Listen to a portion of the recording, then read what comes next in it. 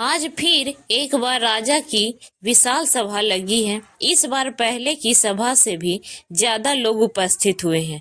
ना सिर्फ इस राज्य के बल्कि आसपास के राज्य के भी लोग उस सभा में देखने आए हैं। कुछ विशेष था इस सभा में जिसको दंड मिलने वाला था वो दोषी। दोषी कोई और नहीं बल्कि इस राज्य की रानी थी, राजा की पत्नी रानी, जिसे आज दंड मिलने वाला था। उनका अपराध था राजद्रोह, राजा की आज्ञा ना मानना। जानबूझकर इस दोषी का निर्णय भरी सभा में खुले स्थान पर किए जा रहा है, ताकि राज्य के सभी लोगों के साथ राजा के मित्र और शत्रुओं को भी यह ज्ञात हो जाएगा कि राजा किसी को क्षमा नहीं करता। दंड देने का समय आया तब राजा ने वही दंड सुनाया जो उनके नए मंत्री और वजीर करुआ ने बताया। उसके बताने के बाद राजा का स्वर गूंजा, रानी को राजद्रोह के लिए हमें मृत्यु दंड देना था, परंतु वो स्त्री है, इसलिए हम उन पर कृपा कर रहे हैं और उन्हें आजीवन कारावास का दंड दे रहे हैं।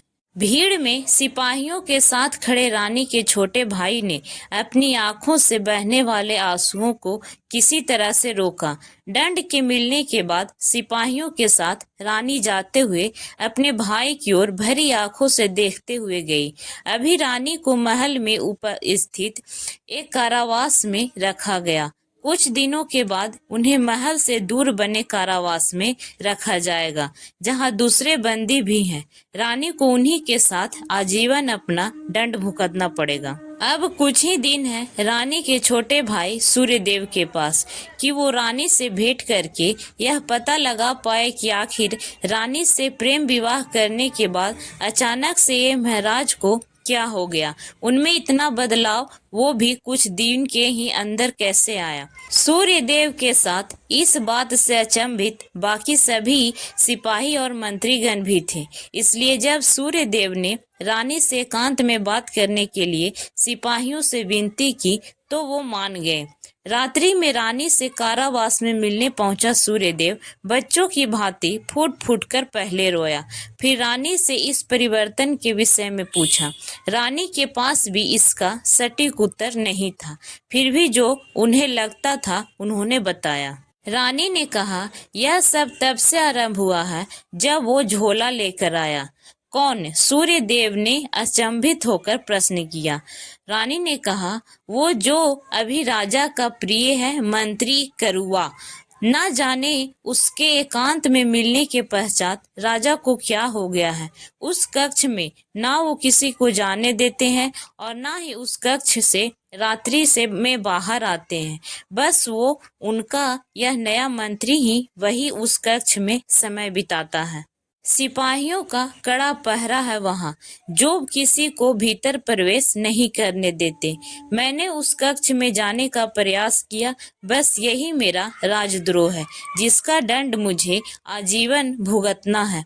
सूर्यदेव के मन में असीमित प्रश्न थे और उन सभी का उत्तर था वह कक्ष जहाँ वह पर सख्त पहरा है।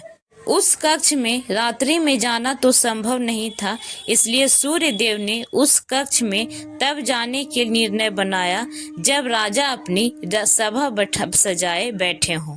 अगले ही दिन उसे यह अवसर मिल गया, लेकिन चुनौती थी पहरेदार। उन सभी को चकमा देना था। कक्ष के भीतर क्या है यह वो पहरेदार भी नहीं जानते थे। सूर्यदेव ने एक योजना बनाई। उस योजना में अगर वो सफल हो जाता तो उस कक्ष में जाकर उसके रहस्य का पता लगा सकता था। उचित समय देखकर उसने अपनी योजना को प्रारंभ किया। वो दौड़ता हुआ उन सिपाहियों के समीप गया। अरे, तुम सभी धूर्त बनकर यहाँ मेरा मार्ग रोके खड़े हो, मुझे भीतर जाने दो। राजा का आदेश है, उनकी बहुमूल्य वस्तु को मुझे सुरक्षा देनी है। सिपाहियों ने पहले उनकी बात पर विश्वास नहीं हुआ।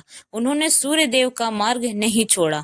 तब सूर्यदेव ने अधिक जोर देते हुए फिर से कहा, महाराज का आदेश है, अगर तुम नहीं मान रहे हो तो इसमें मेरी कोई हानि नहीं है। बहुत सारे डाकुओं ने अचानक हमला कर दिया है। मुझे उस कक्ष में जाकर उनकी बहुमूल्य वस्तु को सुरक्षा देनी है, साथ में तुम्हें यहीं खड़े होकर द्वार पर रक्षा करनी है। पर आपको भीतर क्यों जाना है? यहीं रहकर भी आप वो कर सकते हैं, सिपाहियों ने पूछा। उस कक्ष के गुप्त द्वार के विषय में तुम्हें पता है? जिस उसका ज्ञान या तो महाराज को है या तो मुझे। महाराज को भय है कि कहीं उसका भेद उन लुटेरों को ना पता लग जाए, तो इसलिए मुझे वहां उनकी सुरक्षा करना है। सिपाहियों को अभी भी पूर्ण रूप से भरोसा नहीं था, लेकिन अब सूर्यदेव ने उन्हें समझाने का प्रयास नहीं किया। उसने शक्ति के द्वारा वो द्वार खोल लिया और प्रवेश कर उन्हें आदेश दिया कि अब द्वार बंद करे और उसकी सुरक्षा करे। भीतर तो उसने प्रवेश किया, परंतु उस कक्ष में कुछ भी ऐसा नहीं था जो उसे भयभीत या अचंभित करे। पूरा कक्ष रिक्त था। उसने पूरा ध्यान देकर देखा तो सिर्फ एक काला पर्दा उसे दिखाई दिया। सूर्यदेव उस पर्दे की ओर गया। उसे लगा था कि उसके भीतर कोई छुपा द्वार होगा जो किसी और कक्ष में जाने का होगा। इस भाव से उसने उस काले पर्दे को हटाया। पर्दा हटाते ही उसे वो मिला जिसको उसने कभी अनुमान में भी नहीं लगाया था। वहां एक दर्पण था जिसमें उसे राजा दिखाई दिए। राजा को देखकर वो अचंभित हो गया।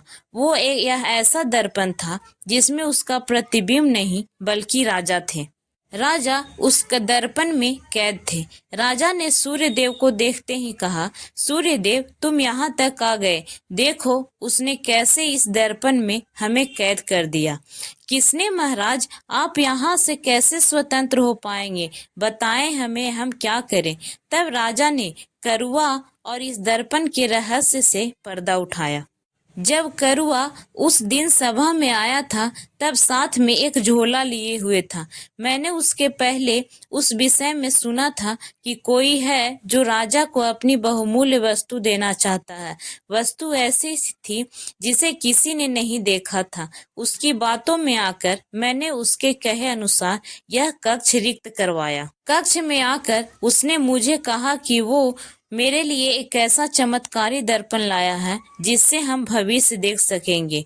उसने मुझे यह दर्पण दिखाया और कहा कि जब तक वो ना कहे तब तक मैं उस दर्पण में निरंतर देखता रहूं। मेरे निरंतर देखते समय उसने न जाने क्या गुप्त विद्या की, जिसके परिणाम स्वरूप मैं इसमें कैद हो गया। सूर्यदेव यह सब सुन ही रहा था कि कक्ष में उस मंत्री और प्रतिबिंब राजा ने प्रवेश किया। तुम्हें क्या लगा कि तुम इस दर्पण का पर्दा उठाओगे और मुझे पता भी नहीं होगा? अब तुम भी सदा के लिए अपने इस महाराज के साथ रहोगे इस दर्पण में। सूर्यदेव भयभीत था। वो राजा का हर्ष देख चुका था।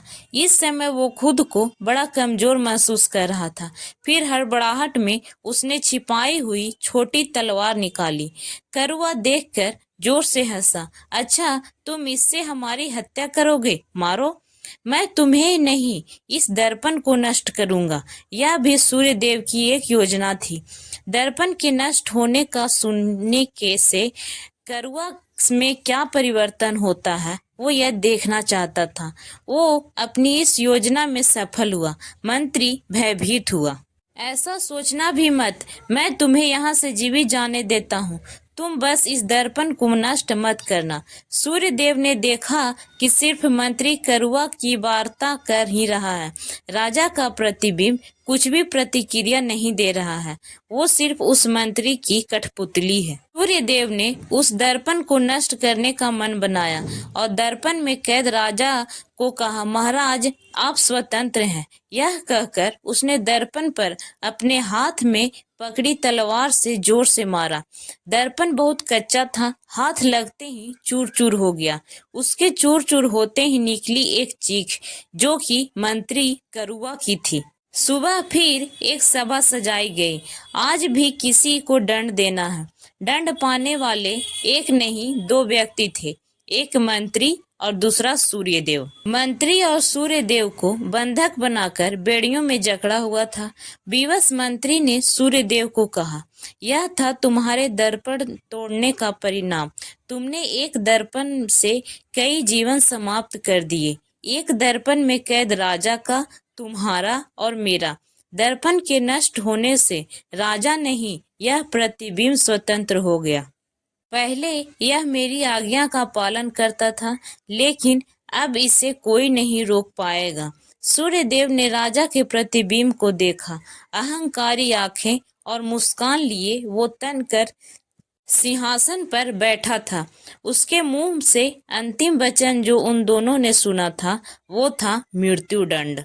आपको ये कहानी कैसी लगी दोस्तों? हमें लाइक कमेंट करके जरूर बताएं और भी ऐसी कहानी सुनने के लिए हमारे चैनल को सब्सक्राइब जरूर करें। धन्यवाद।